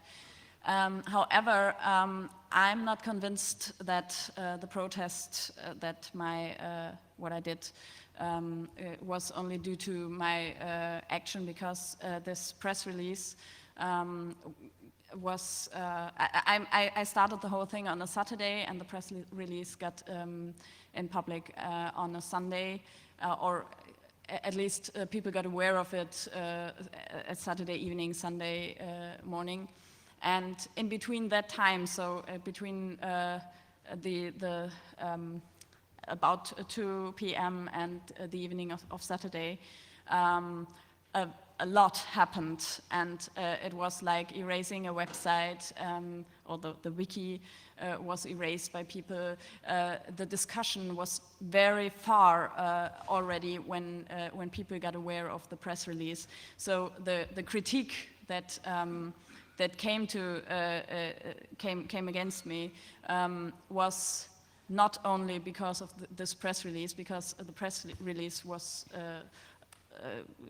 later, and earlier the time I was attacked and called a sexist, and everything I heard in the next 2 months I already heard on this Saturday, and so I understand people who say, okay, this press release was not right. I still don't think it was wrong, but I can accept that people think it was wrong. But I don't think the argument is working that this is the only reason why people criticize and attack me, because all the attacking happened also before the press release got public. So that's what I wanted to add. Hi. What I want to say is like more an observation than a question, but well, like, okay, I come from Eastern Europe, probably the only one in the whole, I don't know, and I kind of have the feeling that in my home country, and I'm from Bulgaria, and probably in countries like Romania and no, the situation like women in technical jobs and professions and studies is a little bit different than here. And more specifically, for example, in the university, at home they're like more or less 50% women in subjects like physics or computer science or I don't know. And I personally asked myself, why is it that way? And why isn't that at all the case here?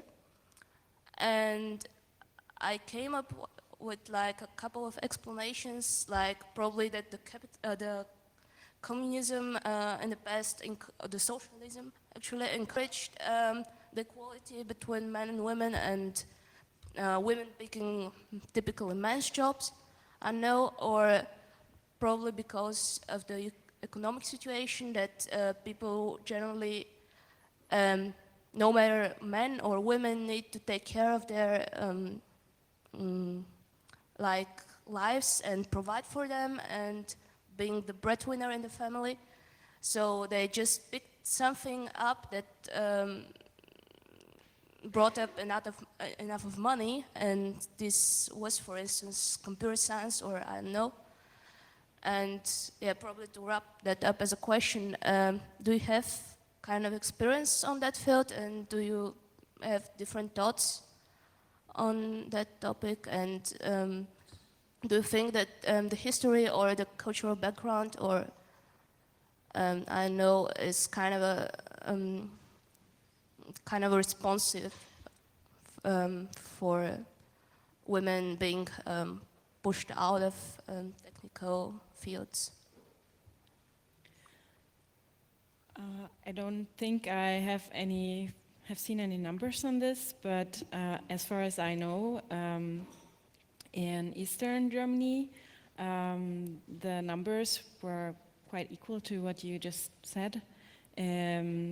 But after Eastern Germany and Western Germany became one country, I think this has changed again, and this is I think it's an example for how something that has been a good thing that has been achieved can see a backlash, and that I think it's a sign for that you just have to work more for change in different areas. Like, for example, that I don't know if anyone else wants to say something about this. Oh, I think we don't know much about it. Oops. I wanted to ask you if, with the discrimination in place in the general society or main culture, compared to discrimination, gender discrimination in subcultures, how do you perceive that? Because in one point, subcultures as punk, hardcore punk, heavy metal, or whatever, we kind of get equalized a bit through the fact that we are, to a certain extent, outside of general society, but then the numbers are much more extreme, or at least in these subcultures, than in general culture. No, hardcore punk, you usually have 80% men and 20% women. Hackers here, it seems to be, is probably about 90 to 10 or something like that. So I just wanted to, does the freakishness of people grouping together helps a bit, but or is it the numbers are so vast that the discrimination, even in the subcultures, is more dominant than in general culture? I guess I'd sort of, in some ways, expect that a culture that sees itself as more outsider would be more understanding to the position of other people who find themselves as outsiders and say, oh, okay, you know, I know what that's like. I'm going to go out of my way to help bring these other people in. But for some reason, it doesn't seem to work that way. You know, it ends up being that, you know, oh, and maybe it's like, oh, I've got my little kingdom, now I need to defend it from, I don't know why, you know, but. I think most of the people just think very one-dimensional. They think like, wow, I'm so indie, I'm in the punk scene, now everything's fine, but it's not. It's like, I know that there, even also in the hardcore punk scene, there's a reason why the Riot Girl scene came up in the States. I don't know if you know the Riot Girl scene. It started in the late 90s. It were women who were tired of standing in the second row and not being able to mosh in the mosh pit without like dying, I don't know, and tired of getting excluded from bands, started their own little female punk rock movement. And I think, yeah, it's just, if you belong to a certain subgroup, you shouldn't stop thinking when you're there and think of yourself as the other, but keep in mind that there are also other criteria which really exclude people. I can speak to the example that in gaming there is about 10% in mainstream gaming, and in indie gaming there's probably even less than 10% women. I mean, it's a much smaller sample set to begin with, but it's a little disheartening, and I think that even the people in indie gaming, while wanting that to change, aren't really necessarily actively organizing to find ways to change that. But yeah, it's comparable to other subcultures. Okay, so yeah. You want to say that? I just want to say something about the Twitter thing again, because all the questions that were asked here were really supportive and interested in the topic. And since we're not being streamed out there, it seems that all those who think, who have really critic comments about it, they just tweet and they don't just say what they think. And I think it's a pity, because we could have talked way better than just going on over the internet, and it's more secure, it's more safe. You don't have to get up and show your face saying some evil stuff, and I think it's a little it's not working that way. So I would have really appreciated those people to get up and say what they want to say, but say it. Well, I think the person with the tweets which annoyed me the most has already left the room, so if somebody else is there, you can still stand up. Yeah, you have the chance now. That was what I wanted to say. The person's probably left the room anyway before. So anyone remaining is still. So I think we really have to finish up. Some people want to have dinner. I thank you very much to all of the panelists, and I thank all of you in the audience very much for this discussion. And any one of you, if anyone should think, oh, do we need just another feminist discussion, like what Johannes said, the tweets he quoted, you see, as long as these tweets are happening, yeah, it is really a necessary discussion, I think, and yeah, I wish you good evening.